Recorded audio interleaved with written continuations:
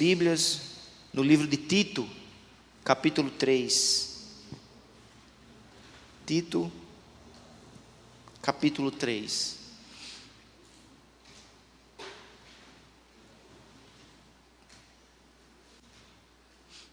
Todos encontraram? Pois nós também outrora éramos nécios, desobedientes, desgarrados, escravos de toda sorte de paixões e prazeres, vivendo em malícia e inveja, odiosos e odiando-nos uns aos outros. Quando, porém, se manifestou a benignidade de Deus, nosso Salvador, e o seu amor para com todos, não por obras de justiça praticadas por nós, mas, segundo sua misericórdia, Ele nos salvou, mediante o lavar regenerador e renovador do Espírito Santo, que Ele derramou sobre nós ricamente, por meio de Jesus Cristo, nosso Salvador, a fim de que, justificados por graça, nos tornemos seus herdeiros, segundo a esperança da vida eterna. Fiel é esta palavra, e quero que, no tocante a estas coisas, faças afirmação confiadamente, para que os que têm crido em Deus sejam solícitos na prática de boas obras. Estas coisas são excelentes e proveitosas aos homens. Amém e amém. Que o Espírito Santo de Deus possa aplicar em nossos corações esta palavra e que sejamos edificados e fortalecidos pela palavra do Senhor, como já foi pedido em oração, em nome de Jesus. Eu quero chamar a atenção dos irmãos inicialmente para o versículo de número 3, porque o versículo de número 3, ele faz uma descrição do que nós éramos antes da graça de Deus alcançar a nossa vida. É uma espécie de álbum, onde cada palavra dessa mostra uma fotografia da existência do homem sem Deus, da existência do homem afastado da graça de Deus.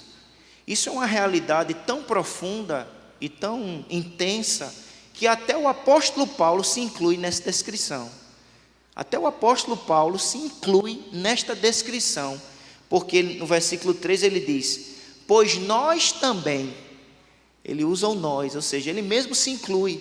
Ele era um homem religioso, ele era um fariseu, ele era filho de um religioso, mas mesmo assim, distante de Deus, distante da graça de Deus, a Bíblia diz que não há um justo, nenhum sequer. Todos pecaram e destituídos estão da glória de Deus. E muitas vezes, irmãos, o Espírito Santo revela o que éramos antes da graça. O Espírito Santo nos revela o que éramos antes da salvação, antes da bênção de Deus na nossa vida, por duas razões. Primeiro, para nos mantermos humildes e lembrarmos o que éramos. E mesmo nós sendo quem éramos, a graça de Deus nos alcançou, o poder do Espírito nos transformou. Então é sempre bom lembrarmos o que éramos, para que haja humildade no nosso coração. Mas em segundo lugar, o Espírito Santo nos lembra o que éramos, para que haja também gratidão no nosso coração. Lembremos-nos quem éramos e veja o que a graça de Deus fez em nós. Mas em primeiro lugar, o Espírito Santo, por intermédio da palavra, lembra o que éramos, e ele usa palavras muito fortes, muito duras, muito difíceis até de descrever. Porque o Espírito Santo, irmãos, ele é verdadeiro na descrição que ele faz daquilo que nós éramos. A palavra de Deus não nos confunde, a palavra de Deus não nos engana, para que de fato haja gratidão, para percebermos de quão profundo abismo nós fomos retirados, de quão intensas trevas nós fomos resgatados, de quão terrível enfermidade nós fomos curados. Porque só há gratidão, só há louvor, só há adoração, quando nós percebemos de onde estávamos e aonde estamos, o que éramos e o que a graça de Deus nos fez. E ele vai dizer que nós éramos nécios. É a primeira palavra do versículo 3, depois que diz: pois nós também outrora éramos nécios, éramos tolos, porque o que dá sabedoria ao homem, irmãos, é a palavra de Deus. Distante da palavra de Deus não há luz, não há verdadeira sabedoria, não há temor. Por mais inteligente que o homem seja na perspectiva humana, sem a palavra de Deus não há sabedoria, porque não há verdade, não há luz, porque a palavra do Senhor afirma que ela mesma é a lâmpada. Lâmpada para os meus pés é a tua palavra. Sem a palavra não há lâmpada, sem a lâmpada não há luz, o que é ignorância. E ele diz que nós éramos nécios, porque não tínhamos a sabedoria que vem do alto, a sabedoria que vem de Deus, porque estávamos distantes de Deus. Mas ele também, em segundo lugar, diz que nós éramos desobedientes, porque muitas vezes a gente até ouve o mandamento do Senhor, a gente até escuta a vontade de Deus, mas sem a graça de Deus, sem o poder do Espírito, nós ignoramos, nós rejeitamos. E como isso descreve a nossa vida? Outrora, o que éramos desobedientes, sabe a verdade, sabe o certo, mas rejeita, abomina, desobedece. A terceira palavra que está no versículo de número 3, que descreve a situação do homem distante de Deus e da graça, em sua natureza caída, é que os seres humanos estavam desgarrados, estavam perdidos. Só há um caminho, e distante deste caminho só o que há é perdição, e este caminho é Jesus, e distante de Jesus o que há é perdição, porque só Ele é o caminho, a verdade e a vida. E o texto diz que nós estávamos desgarrados, perdidos, desiludidos. A palavra desgarrado aponta para a ideia de desviado, perdido. E só há luz nesse caminho que é Cristo, Ele é a luz, e fora dele nós estamos em trevas. Está desgarrado é estar perdido, está desgarrado é estar em trevas. E essa é a descrição de todo ser humano distante de Jesus, porque Ele é a verdade, Ele é a luz, Ele é o caminho que nos reconcilia a Deus, aos céus. Mas o apóstolo Paulo diz que nós estávamos nécios, desobedientes, desgarrados, e o quadro vai se intensificando mais, para que percebamos aonde estávamos, que a situação era terrível, que o pecado causou na humanidade foi algo terrível, não é algo simples de resolver, irmãos. Somente o poder de Deus através de Jesus. Era de tolice, desobediência, de trevas. Mas não apenas isso. A quarta expressão, qual é a igreja? Escravos. O homem se acha livre, o homem se declara livre. Eu sou livre. E muitos apresentam essa liberdade dizendo que são livres para curtir a vida, para aproveitar tudo. Mas na verdade o Espírito Santo revela que o homem destituído da graça de Deus, afastado de Jesus, ele na verdade é um escravo. Ele é escravo dos vícios, escravo do pecado, escravo de Satanás. Ele é levado para lá e para cá. Não há liberdade sem Cristo. Liberdade real só há em Jesus. Ele mesmo disse: se pois o Filho vos libertar, aí sim, o que é que acontece? Verdadeiramente sereis livres. Enquanto Jesus não liberta, o homem é escravo. Escravo na mente, escravo nas imaginações, escravo nas escolhas. Ele é inclinado para as trevas, para o mal. Ele vive em escravidão. O que ele tem são algemas na mente, na alma. Escravo de toda sorte de paixões, desejos, prazeres que não promove alegria, prazeres que não produz vida real, liberdade verdadeira, mas prazeres enganosos que escraviza, que destrói, que mata, que arruína. E essa descrição, irmãos, é real na vida do ser humano. Sem Cristo o libertador, são escravos de suas próprias paixões. E o texto continua descrevendo: vivendo em malícia. Malícia é desejar o mal. E inveja é desejar o que há de bom no outro, não conseguir se alegrar com a bênção de Deus na vida do outro, não conseguir se alegrar com quem se alegra, não glorificar a Deus pela bênção do outro, porque toda boa dádiva, todo dom perfeito vem do alto, descendo do Pai das luzes. Se há um dom em ti, se há bênção em ti, é a graça de Deus que te alcançou a tua vida. Portanto, ao ver a tua bênção, Deus precisa ser glorificado, mas o invejoso não consegue glorificar a Deus. E o texto termina, o verso 3, dizendo: odiosos, cheio de ódio, amargura, vingança, coração cheio de ódio. É isso, irmãos, que descreve um ser humano destituído da graça de Deus. Ele não ama a Deus, porque até aquilo que ele faz de bom não serve, porque ele não faz para a glória de Deus, como amor a Deus. Até o que o homem sem a graça de Deus faz de bom é pecaminoso, porque não honra a Deus, não glorifica a Deus, não é expressão de amor a Deus. Às vezes ele faz para se autopromover, alcançar aplausos, e aonde Deus não é glorificado, é pecado, mesmo que a atitude seja humanamente ou aparentemente boa, não é plenamente boa, porque Deus não está sendo amado, glorificado. E o homem destituído da graça de Deus, ele é descrito como alguém odioso, cheio de amargura, cheio de ódio. E veja o que diz o verso 3 na última frase: odiando-nos uns aos outros. São estas palavras que descrevem uma humanidade destituída da graça, onde impera a guerra, o ódio, a briga, a contenda, tanto na dimensão conjugal, familiar,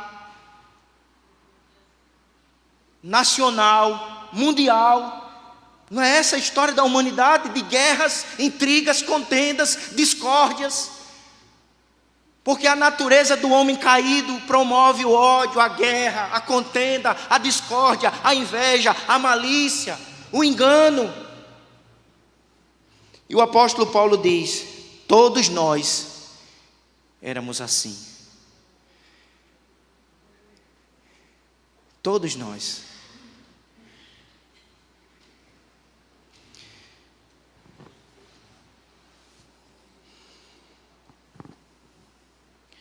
Como diz um ditado popular, éramos farinha, todo mundo. Estávamos, essa é a descrição. Mas apesar dessa situação tão terrível, de escravidão, de trevas, Deus nos salvou. É a conclusão que encontramos no verso 5. Quando, porém, se manifestou a benignidade de Deus, verso 4, perdão. Leia comigo, por favor, para entendermos. Primeiro ele descreve a situação, verso 3. Aí olhe só, verso 4. Quando, porém, se manifestou a benignidade de Deus, nosso Salvador, e seu amor para com todos, não por obras de justiça praticadas por nós, mas segundo a sua misericórdia, Ele nos salvou. Você pode repetir essa frase? Ele nos salvou. Deus nos salvou. Quem éramos para que Ele nos salvasse? O que havia em nossas mãos? Sujeira, algemas, escravidão, malícia, ódio.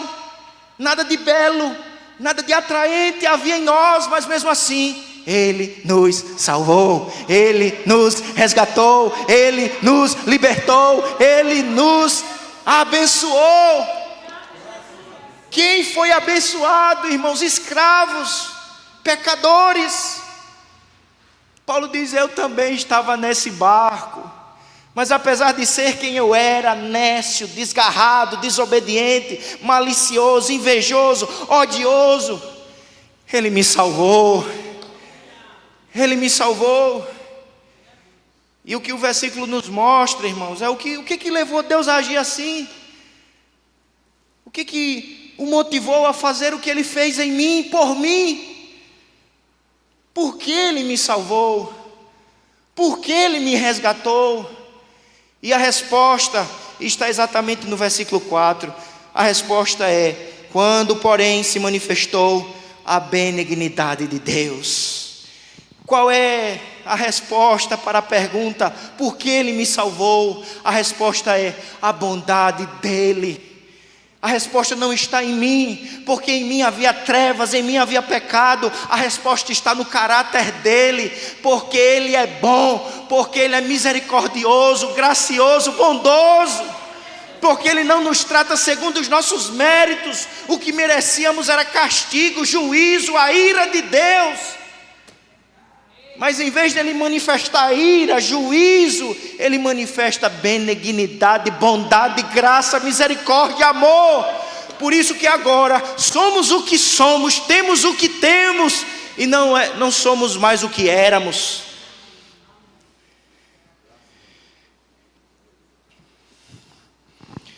E a razão é a benignidade de Deus.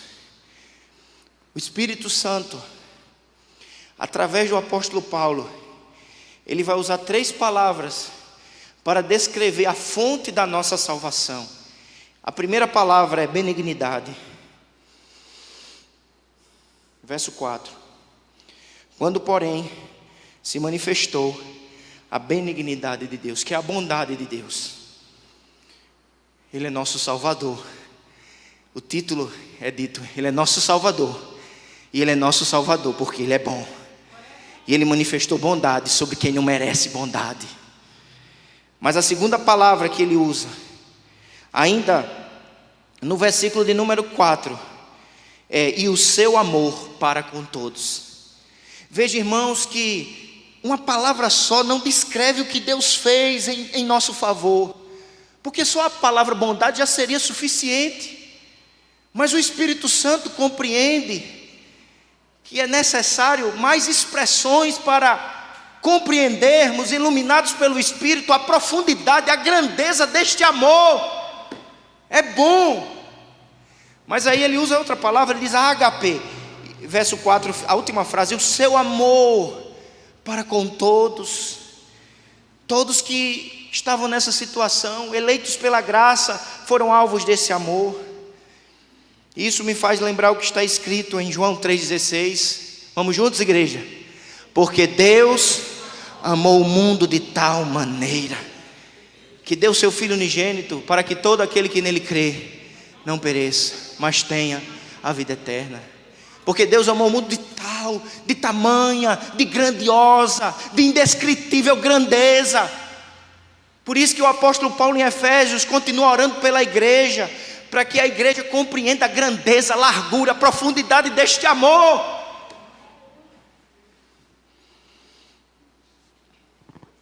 A benignidade, o amor. E a outra expressão está no meio do versículo 5, quando ele diz: não por obras de justiça praticadas por nós, mas segundo sua misericórdia. Então ele diz: foi benignidade, foi bondade, foi amor e foi misericórdia. Misericórdia, ou seja, agir com bondade sobre aqueles que estão numa situação de miséria. Ele foi misericordioso, bondoso, amoroso. Bendito seja o nome do Senhor. O Espírito Santo nos revela primeiro a nossa situação, mas em segundo lugar revela a grandeza, a profundidade da benignidade, da graça, do amor, para que haja em nós humildade e adoração, gratidão, louvor, celebração, porque já não somos mais o que éramos. E a razão é o amor dele. Mas em segundo lugar, o Espírito Santo nos mostra por que Deus nos salvou. Primeiro, a fonte, que é o amor de Deus. Segundo, a obra que garante a nossa salvação, a obra que garante o nosso resgate. E ele anuncia que a obra que garante o resgate, a transformação, a mudança de nosso ser, de nossa vida, é Jesus Cristo. Por isso que, ao mesmo tempo que ele cita a benignidade, o amor, a misericórdia de Deus, ele vai dizer no versículo 6 que ele derramou sobre nós ricamente por meio de Jesus Cristo, nosso Salvador.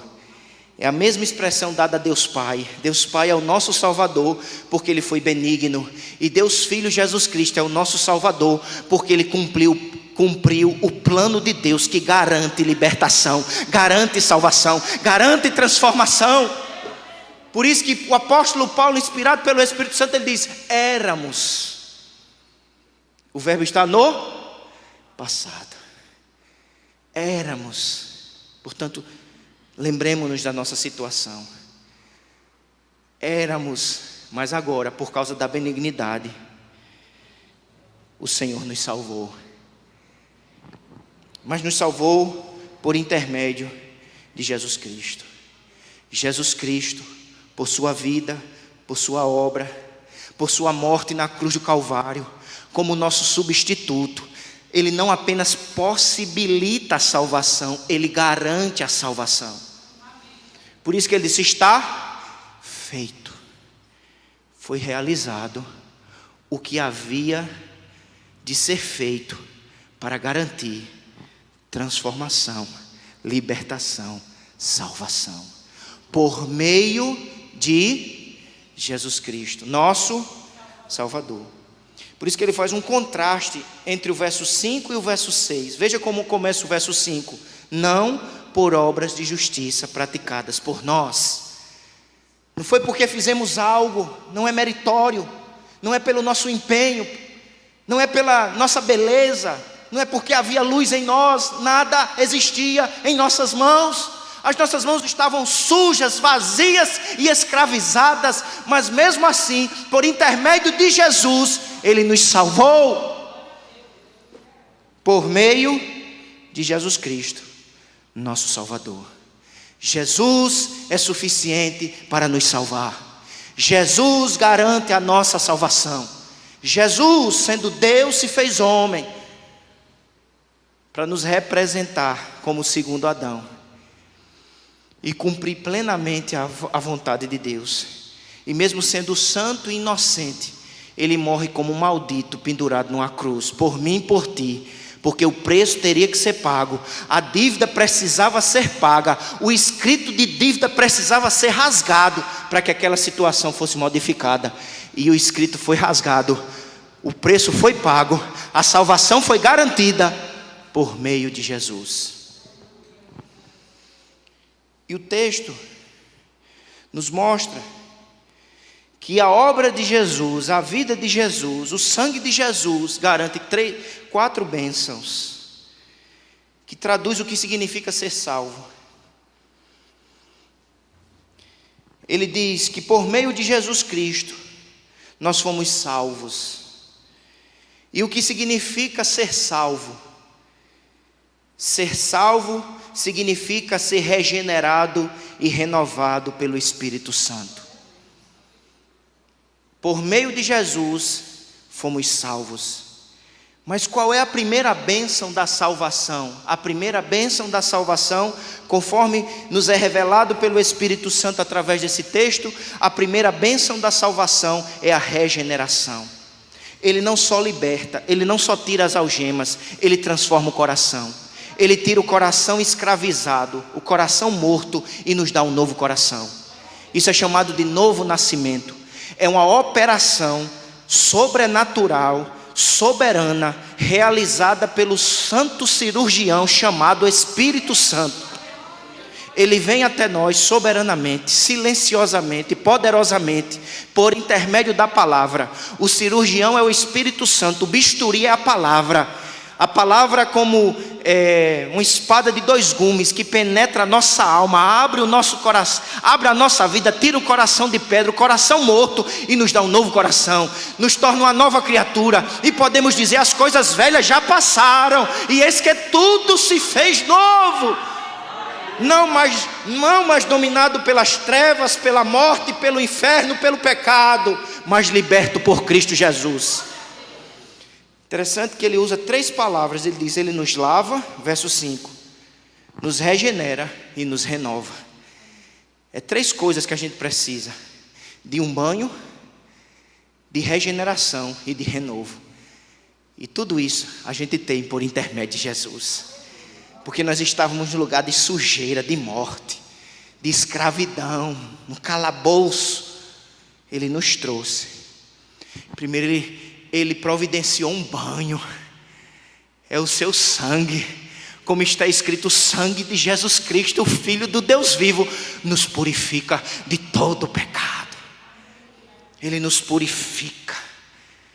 A morte, a sujeira, o mau cheiro é retirado, e o bom perfume de Cristo começa a ser exalado por misericórdia e graça através da nossa vida. Fomos lavados pelo sangue. Por isso que todo lavado pelo sangue, espiritualmente, ele deseja o batismo.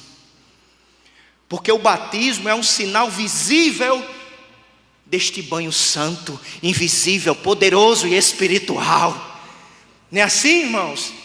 Você percebe que algo aconteceu na sua vida e transformou a sua história. Mas ele diz também: é lavado, é regenerado, um coração novo é dado. Mas a gente continua sendo renovado, porque aquele que em vós começou a boa obra, ele não abandona, porque ele sabe o quão fracos e falhos nós somos. Mesmo lavados e regenerados, nós precisamos a cada dia de renovo, de energia espiritual. Por isso que o apóstolo Paulo diz: tudo posso naquele que me fortalece. Ele me energiza, ele me capacita. E o próprio Senhor Jesus disse: sem mim nada podeis fazer. A gente não prossegue, a gente não obedece, a gente não ora, mas louvado seja Deus, porque o que lavou, o que regenerou, é o que renova, é o que vivifica, é o que aviva. Louve ao Senhor, agradeça ao Senhor, dependa do Senhor.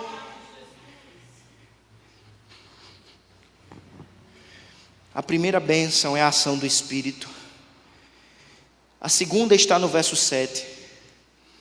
Ele diz: a fim de que, justificados por graça. Jesus é o centro da obra salvadora de Deus. É por meio de Jesus que somos lavados, regenerados e renovados. Mas é também por meio de Jesus que somos declarados justos. É o que ele usa aqui no verso 7. A fim de que, justificados, inocentados. Por que, igreja? Por graça. Não é por mérito. Irmãos, Deus nos declara justos.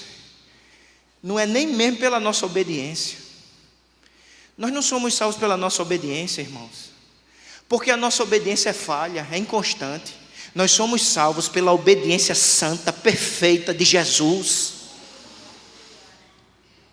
Ai de nós, se fosse por nossa obediência. Mas é porque o trabalho dele foi perfeito, a vida dele foi santa. Ele obedeceu o Pai do início ao fim, até a morte. Ele nos amou e amou até o fim. E a obra dele, a obediência dele, a vida dele, a morte dele, a ressurreição dele garante justificação. O que é ser justificado? É ser declarado justo. Mas essa justiça que nos declara não é nossa, é alheia a nós. Vem do Senhor. Em nós a iniquidade, em nós a impiedade, mas nós recebemos o manto da justiça de Cristo. E quando Deus, o justo juiz, nos vê, Ele não vê a nós, iníquos pecadores, Ele vê a justiça de Cristo. E por isso que Ele nos declara perdoados, inocentados, justificados. E o justo juiz de toda a terra bate o martelo. E nós saímos daquele tribunal não como condenados, conforme está escrito em Romanos 8:1, que quem está em Cristo já não tem mais condenação. Agora, pois, já nenhuma condenação há para os que estão em Cristo Jesus. Mas em terceiro lugar, a obra de Cristo garante a nossa herança celestial. Olha o que diz o verso 7. A fim de que, justificados por graça, nos tornemos seus herdeiros, segundo a esperança da vida eterna. Olha só, irmãos. Lembre o que éramos, o verso 3. Quem éramos? Mas ele diz: Deus nos salvou por meio de Jesus. Você agora é um regenerado. Você agora é um justificado. E você agora é um herdeiro da vida eterna. Herdeiros da vida eterna. Porque através de Jesus nós fomos adotados por Deus, irmãos. Nós somos família de Deus, nós somos filhos de Deus. E quem é filho é herdeiro. E porque você é filho por misericórdia, através do sangue derramado na cruz, você tem uma herança. E essa herança é eterna, é celestial, é gloriosa. Um dia a trombeta vai tocar, e Ele enxugará de nossos olhos todas as lágrimas, e haverá um novo céu e uma nova terra, onde reinará a justiça, a alegria e a paz. E mesmo sendo quem éramos, agora somos herdeiros. Adore ao Senhor, agradeça ao Senhor, conte as bênçãos, tire dos seus lábios a murmuração, pare de reclamar, lembre-se quem você era. Assim que você se levantar, abra os olhos e diga: quem eu era, mas agora por misericórdia e graça, através de Jesus meu Salvador, eu sou herdeiro, eu sou filho, eu sou justificado. Nenhuma condenação há para os que estão em Cristo Jesus, justificados pois pela fé, temos paz com Deus, e não há mais guerra entre mim e Ele. A paz se estabeleceu, o preço foi pago.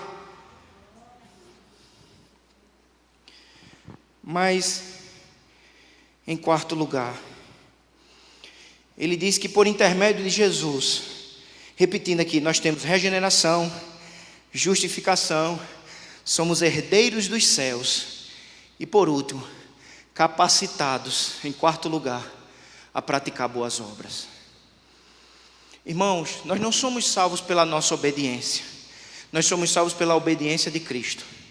Mas quem Cristo salva, luta por viver uma vida de obediência, não para ser, mas porque é.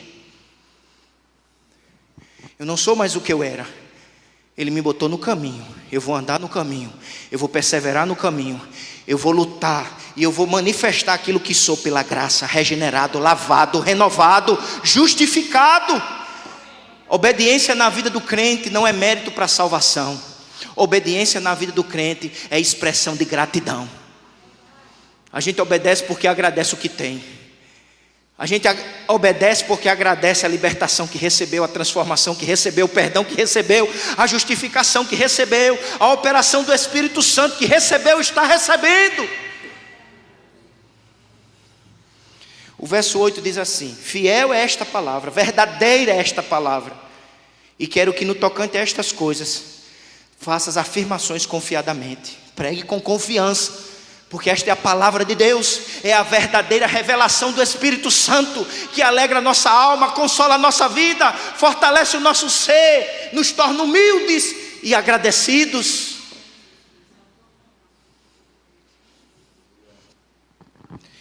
Fiel a esta palavra, e quero que no tocante a estas coisas faças afirmação confiadamente. Veja comigo, por favor, o final a parte B do verso 8. Para que os que têm crido em Deus, você tem crido em Deus? Você tem confiado na misericórdia de Deus, no amor de Deus, na graça de Deus?